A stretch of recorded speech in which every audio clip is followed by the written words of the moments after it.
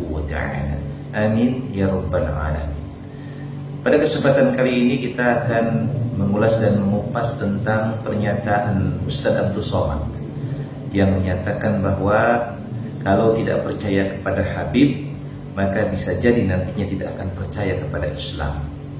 Jadi kalau menolak Habib, maka bisa jadi dia akan menolak Islam. Pernyataan inilah yang kemudian menjadi kontroversi di tengah-tengah masyarakat Muslim Indonesia. Ini adalah pendapat Ustaz Abdul Somad. Untuk lebih jelasnya, mari kita saksikan pada video berikut ini. Nah, sekarang ada kecenderungan orang yang menolak Habib. Gimana ceritanya, Ustaz? Mungkin kasih sedikit pandangan, Ustaz. Pertama menolak Habib, nanti lama-lama menolak Islam. Ya. Ujung-ujungnya itu ya ke sana. Maka ibarat makan bubur panas. Ya. Bubur panas itu dia tidak langsung dari tengah karena panas, pinggir-pinggirnya dulu. Iya, menolak.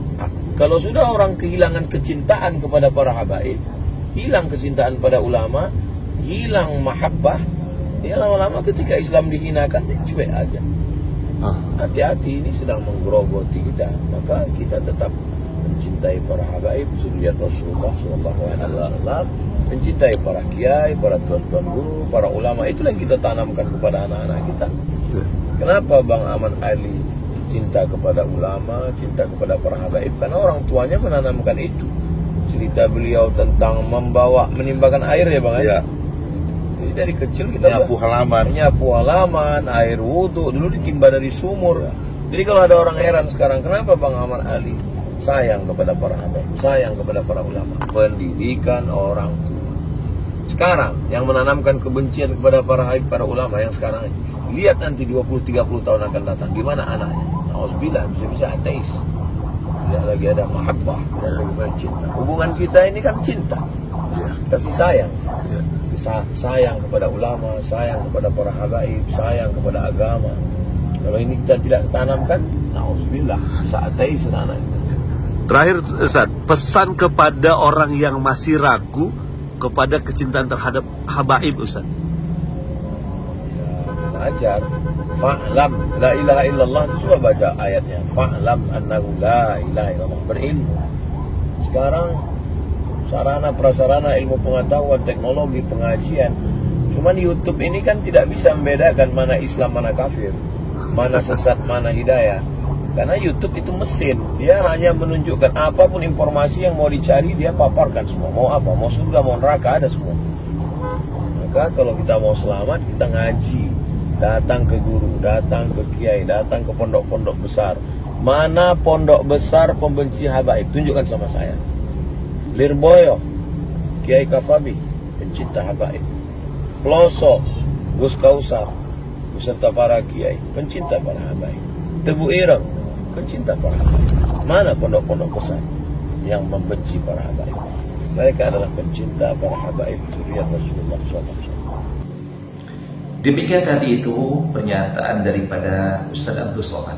Salah satu tokoh yang memberikan komentar dan mengkritisi daripada Ustaz Abdul Somad adalah Kiai Haji Imaduddin Utsmani Al-Bantani. Untuk lebih lengkapnya, mari kita saksikan pada video berikut ini. Tidak percaya pada Habib berarti lama-lama tidak percaya pada Islam. Ini cara berpikir ini saya masih bingung. Tidak percaya pada Habib berarti tidak percaya Habib itu cucu Nabi lah gitu. Maka itu sama saja dengan tidak percaya kepada Islam. Lama-lama akan tidak percaya pada Islam. Ini dalam teori silogisme ini muqaddimah sugro, muqaddimah kubro, natijahnya ini enggak pas. Memang Habibnya sebagai apa? Sehingga disamakan kemudian dengan Islam. Apakah Habib ini termasuk rukun Islam? Sehingga orang yang tidak percaya kepada Habib ini berarti tidak percaya pada Islam. Rukun Islam yang saya tahu kan cuma 5. Syahadat, sholat, puasa, haji, zakat ya. Itu urutannya mungkin tidak urut ya, nggak apa-apa. Nah, tidak ada itu frase di dalam rukun Islam itu ada Habib itu sebagai rukun Islam, sehingga kalau kita tidak menjalankan rukun Islam, kita tidak lagi bisa disebut Islam, tidak ada. Kemudian apakah percaya bahwa Habib itu merupakan cucu Nabi masuk dalam rukun iman? Juga tidak, sehingga tidak bisa mengeluarkan seseorang dari keimanannya kepada Allah, keimanannya kepada Nabi Muhammad. Apakah Allah dalam Al-Quran pernah mengatakan bahwa Habib ini cucu Nabi? Sehingga kalau tidak percaya kepada Habib itu cucu Nabi, itu kita sama dengan tidak percaya kepada Allah. Tidak ada.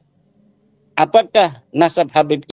Untuk diketahui, pada kesempatan ini saya akan coba untuk mengadili perdebatan antara Ustaz Abdul Somad dengan Kiai Imanuddin.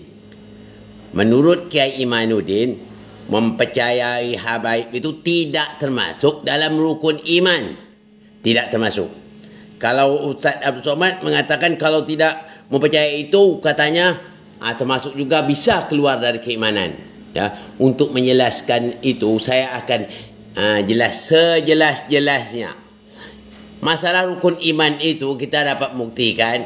Salah satu, mengimankan kepada Allah Subhanahu Wa Taala, mengiman kepada malaikat, mengimani para rasul, ya, dan mengimani Al-Quran. Saya sebut sampai situ, ya.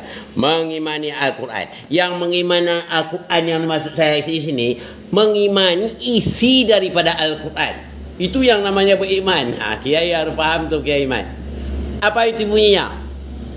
Pada zaman Nabi Muhammad sallallahu alaihi wasallam, pada suatu hari yang namanya Ibnu Wail. Ibnu Wail itu tidak mempercayai bahwa Nabi Muhammad punya zuriat.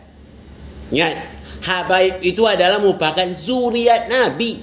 Dia tidak mempercayai Nabi Muhammad itu mempunyai zuriat. Kalau dia menggunakan bahasa Arab, itu terputus, kata dia, aftar. Nabi Muhammad tidak punya keturunan. Dia tidak mempercayai bahwa Nabi Muhammad itu mempunyai keturunan. Nabi Muhammad juga merasa sedih waktu itu.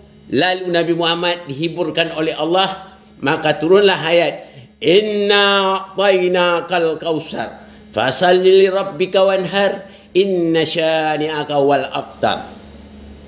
Ya, apa kata Allah? Sesungguhnya engkau diberikan suatu nikmat yang banyak. Yang banyak di sini adalah keturunan. Itu yang zuriat Nabi. Ya, Ibnu Wail tidak percaya dengan zuriat Nabi itu. Bahkan Ibnu Wail mengatakan Nabi Muhammad itu aftar. Jadi Allah katakan, barang siapa yang mengatakan Nabi Muhammad itu aftar, tidak punya keturunan, tidak mempercayai dia punya keturunan, maka dialah itu yang aftar, putus dari rahmat Allah. Jadi orang yang tidak percaya kepada zuriat Nabi, bahwa Nabi punya zuriat, dia juga sama tidak mempercayai Al-Quran. Tidak. Kalau sudah jelas tidak percaya dengan Quran, maka imannya akan tercabut, ya. Salah satu